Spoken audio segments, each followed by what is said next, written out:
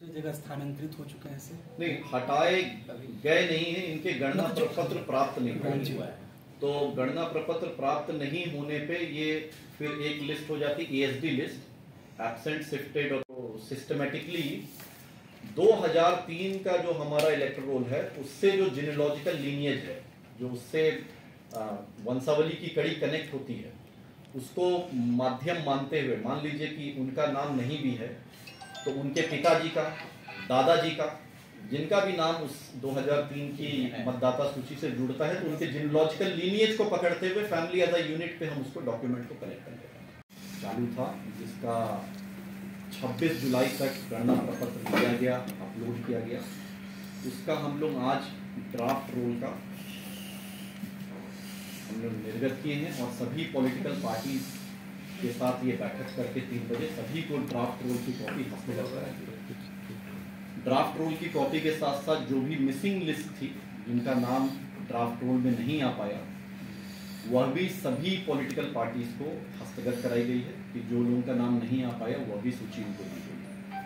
अब जो आगे की प्रक्रिया है कि 1 तारीख यानी आज से 1 सितंबर 2025 तक हम लोग क्लेम एंड ऑब्जेक्शंस लेंगे। क्लेम एंड ऑब्जेक्शंस के लिए भी लगातार जो है प्रखंड स्तर पे, मंडल स्तर पे, नगर निकाय क्षेत्र के हेडक्वार्टर के ऑफिस के स्तर पे और जिला के हेडक्वार्टर के स्तर पे भी हम लोग कैंप का आयोजन कर रहे हैं कि आराम से कहीं पे भी अगर दावा आपत्ति है तो वहाँ पे दिया जा सके। जिनका नाम नहीं आया है उनके पास भी फॉर्म 6 जो नया वाला है, जिसमें एनेक्सर डी इंक्लूडेड है, उसके माध्यम से भी वह अपना फॉर्म 6 जमा कर सकते हैं। और ये प्रक्रिया चलेगी और हम लोग क्लेम्स एंड ऑब्जेक्शन का निराकरण करते हुए 25/9 तक या करते हुए और फिर फाइनल जो हमारा रोल का पब्लिकेशन होगा वो 30/9/2025 को होगा। तो इन सभी बिंदुओं से सभी राजनीतिक दलों को भी अवगत करा दिया गया है और जो पूरी प्रक्रिया है उसके बारे में एक बिंदुओं को स्पष्ट कर दिया गया है। और हम लोग जो है पूरी तरीके से अपनी प्रतिबद्धता इसको जाहिर करते हैं कि जो भी जेन्युइन इलेक्टर है वो किसी भी तरीके से फाइनल रोल में ना रहे, बचे। और इसके लिए जब ड्राफ्ट रोल के प्रोसेस के पहले यानी 26 जुलाई के पूर्व भी 16 जुलाई से हम लोग लगातार जो भी लोगों का नाम छूटा हुआ था, जो अपलोड नहीं हुआ था, वो भी सभी राजनीतिक दलों को हस्तगत करा रहे हैं कि उनके माध्यम से भी कोई भी बचा हुआ व्यक्ति अगर कोई है जो कि जेन्युइन है, जिनको आना चाहिए, उनका भी गणना प्रपत्र हम लोग को प्राप्त हो सके। और ये लगातार हर माध्यम से शेयर किया गया, पोलिंग स्टेशन पे भी इसको साटा गया, अन्य सभी माध्यम से भी इसको प्रचारित किया गया और जिसकी वजह से एक पूरे टीम भावना से जो ये पूरा कार्य हुआ इतना बड़ा, इलेक्शन कमीशन के गाइडलाइन पे सीओ बिहार कार्यालय के गाइडलाइन के आलोक में हम लोग यहाँ पे लगातार करते गए और हम लोग को मधुबनी जिला में हमारे 10 विधानसभा में 30,24,245 लोगों का गणना प्रपत्र प्राप्त हो गया,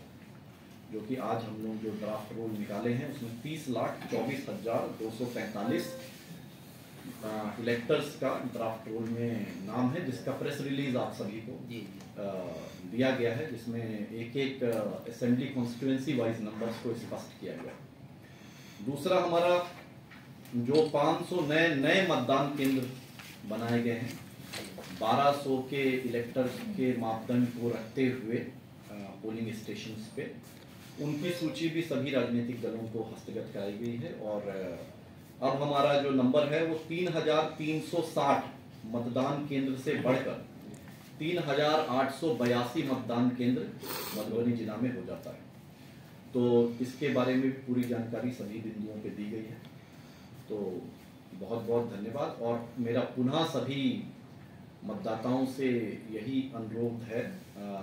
जो ड्राफ्ट रोल में भी अभी हैं और जिनका डॉक्यूमेंट अभी अगर बचा हुआ है तो वह भी सभी बीएलओ को निर्देशित किया गया है कि 10 अगस्त तक कैंप मोड में सभी का बाकी बचे हुए का भी डॉक्यूमेंट को ले लिया जाए और लेके उसको अपलोड कर दिया जाए। धन्यवाद सर। कितने लोगों का डॉक्यूमेंट अब तक बचा है? एक जो लार्जर नंबर है उनका हमारे पास आ गया है, अभी भी कुछ नंबर है मोटा मोटी 15% के लगभग, कहीं पे किसी एसी में किसी जगह पे 17% का, 10 एसी में अलग अलग नंबर्स हैं। तो उसके हिसाब से जो भी और इसमें अच्छी बात यह है कि जैसे किसी परिवार में 5 या 6 सदस्य हैं, तो हर परिवार से कोई 2-2, 3-3 सदस्यों का आया है। तो अब हम लोग फैमिली एज अ यूनिट मानते हुए बाकी बच्चों का भी कैंप मोड में ले लेंगे, इसलिए कोई उसमें दिक्कत का विषय नहीं।